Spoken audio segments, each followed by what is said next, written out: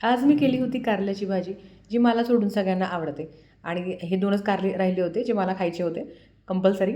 आणि सासूबाईंनी आज गुलाबजाम आणले होते पांडेचे.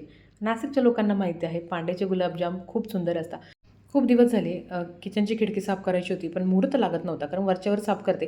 पण जी डीप क्लिनिंग होती ती बाकी होती. म्हटलं चला आज करून घेऊ, आणि नेमकी आज स्वामीला वॅक्सिन द्यायला पण जायचं होतं आणि त्याच्यामुळे एकदम पटापट पटापट साफ केलं.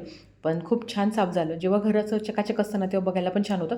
लहान मुलं असल्यामुळे ना, तुम्ही कितीही स्वच्छ घर ठेवा, ते 10-15 मिनिटात खराब होतंच. असो, तर त्याला वॅक्सिन द्यायला जायचं होतं. आता माझं घर ते जिथे मी वॅक्सिन द्यायला जाते, दवाखाना, तर हा खूप जास्त लांब आहे.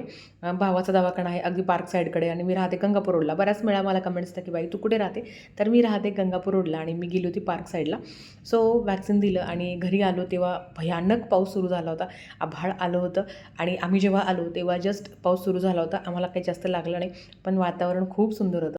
जणू काही पावसाळा सुरू झाला असं वाटत होतं, पण हा पावसाळा नाही आहे, अजून उन्हाळा चालू आहे. संध्याकाळी म्हटलं आपल्याच कपड्यांच्या घड्या घालूया. जे कपडे मला छोटे होता किंवा जे मी वापरत नाही, तर मला मदत करणाऱ्या येणाऱ्या ज्या ताई आहेत त्यांच्या मुलींना मी देते स्वच्छ धुवून इस्त्री करून. दिवाळीला ही साडी घेतली होती, त्याच्यानंतर आता मी बघितली, म्हटलं चला ॲटलीस्ट पिको फॉल आणि ब्लाऊज तर शिवून ठेवू, म्हटलं वेळ आल्यावर घालताच येईल आपल्याला.